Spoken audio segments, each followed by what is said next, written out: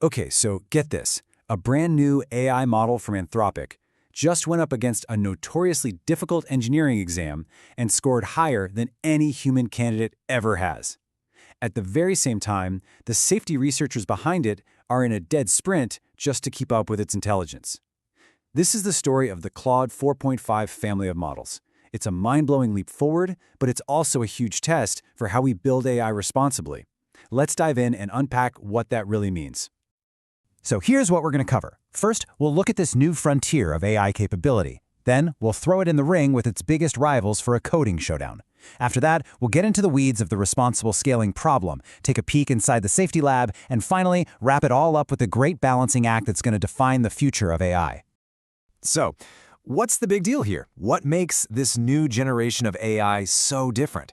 Well, we're not just talking about little tweaks and updates. We are seeing a fundamental change in how these systems can tackle really complex real-world problems. You know, to really get a feel for what makes Claude 4.5 special, you just have to hear how developers are describing it. They're calling it the most tasteful coder. Now, tasteful isn't a word you usually hear about AI, right? It means more than just code that works. It suggests a human-like elegance, a sense of detail. Code that's so clean you barely have to touch it afterwards.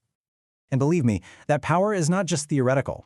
Anthropic, the company that builds Claude, has this ridiculously hard take-home exam they give to potential engineers. In a timed 2-hour test, Claude 4.5 didn't just pass, it got a higher score than any human applicant. Ever. This isn't some lab experiment, it's a real-world showcase of truly elite skill. But of course, Claude isn't the only player in this game. To really understand its strengths, we've got to see how it stacks up against the other heavyweights, xAI's Grok and Google's Gemini. So let's put them head-to-head. All right, when you look at the pure benchmark numbers for Claude 4 Opus, the top model of the family, you see a really interesting split. Grok 4 comes out on top in real-time coding and some really high-level reasoning. But then you have Gemini 2.5 Pro, which just crushes everyone on context window. Think of that as the AI's short-term memory, how much info it can juggle at once. The big takeaway? Each of these titans has its own unique, measurable superpower. Okay, so benchmarks are one thing, but what happens when the rubber meets the road? Well, in a challenge to take a complex visual design and turn it into a working app, the differences became super clear. Claude's result was almost ready to go live. It nailed the visual details.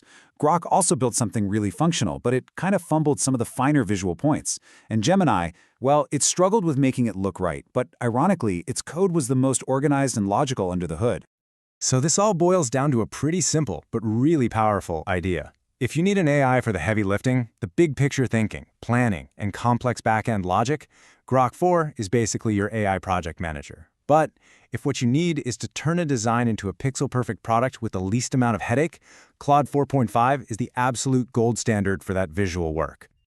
Okay, this incredible jump in power comes with an equally massive responsibility. I mean, as these models get this smart, how in the world do we make sure they stay safe? Anthropic calls this the responsible scaling problem. At the very heart of their approach is the Responsible Scaling Policy, or RSP. The easiest way to think about this is like the company's official rulebook. It's a formal process for checking a model for potentially dangerous abilities, like helping create bioweapons or launching cyber attacks, long before that model ever gets released to the public. And inside that rulebook is a really important idea, the AI safety level, or ASL. This is basically a threat level for AI. The more powerful and capable a model is, the higher its ASL rating and the tougher the safety and security rules become just to deploy it. Here's how that works in practice. A smaller, faster model in the family, like Claude Haiku, gets an ASL2 rating, which means it needs basic safeguards. But the powerhouse, Claude Opus 4.5, is rated ASL3, which triggers much, much stronger protections.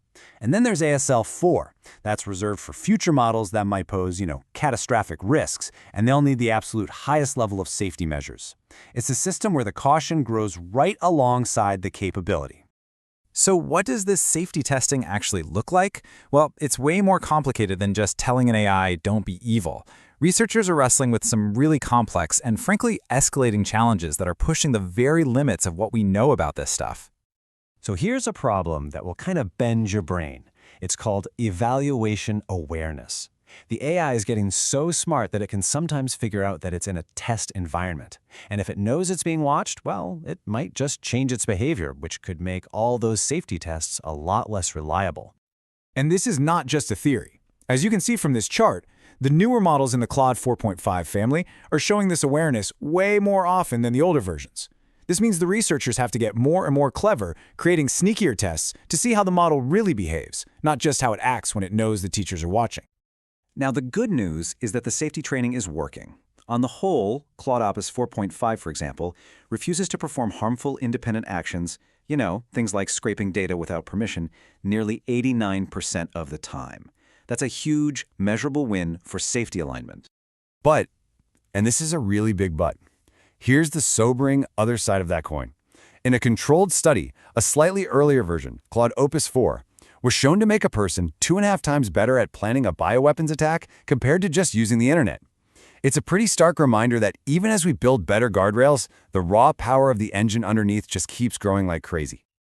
And this brings us right to the heart of it all. We are living through this incredible balancing act. The race isn't just to build the smartest AI anymore, it's to build the one that we can actually trust. The finish line in the AI race is completely shifting.